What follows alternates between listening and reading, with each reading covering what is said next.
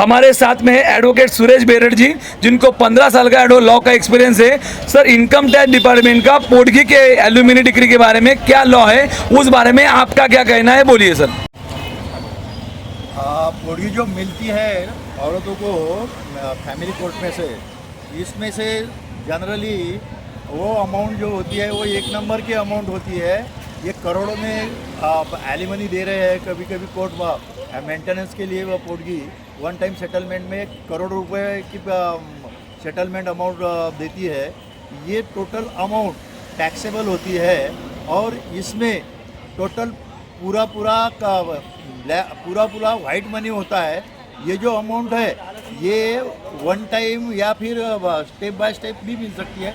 One time settlement के लिए court order करती है और उसमें अगर एक साथ में अगर पूरी अमाउंट पति पत्नी को देता है तो उस पर जो भी इनकम टैक्स लॉ है उसके अनुसार टैक्स भरना जरूरी है, वो देना भी पड़ेगा।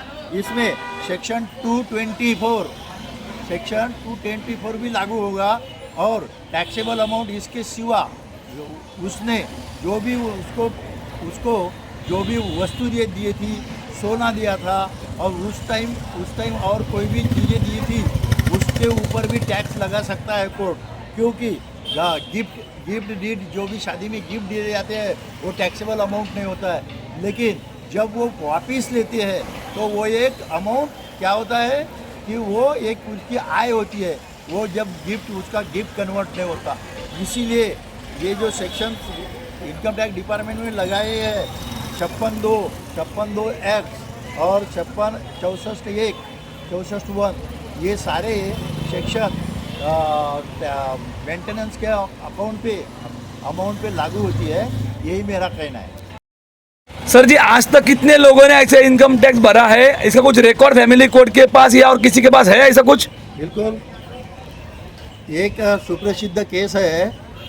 हाईकोर्ट मुंबई ने ऋतिक रोशन विरुद्ध सुजान खान, ऋतिक रोशन ने बहुत बड़ी अमाउंट सुजान खान को 400 करोड़ बराबर दी हुई है और उसके ऊपर सुजान खान की वो आय हो गई। इसलिए सुजान खान को सुजान संजय खान उसको इनकम टैक्स डिपार्टमेंट ने टैक्स भरने को लगाया हुआ है।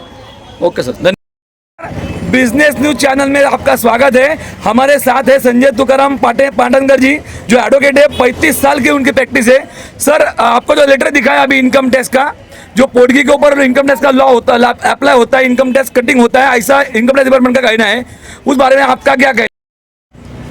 इनकम टैक्स को जो आपने दिया है माहिती के आधार के बारे में, इनकम टैक्स ऑफिसर ने जो आपको रिप्लाई दिया है, जो कायदा कानून जो है उसके बारे में उन्होंने दिया है, जो आपको करने के लिए तो ऐसा करो, आप ही करो, जो भी है कायदे के तरीके से चलना चाहिए। जो इंस्ट्रक्शन उन्होंने दिया है और अदर आपको जो इंफॉर्मेशन जो लगती है आपको, वो उन्होंने वो साइट दिया है, उससे भी आपको मिल सकती है।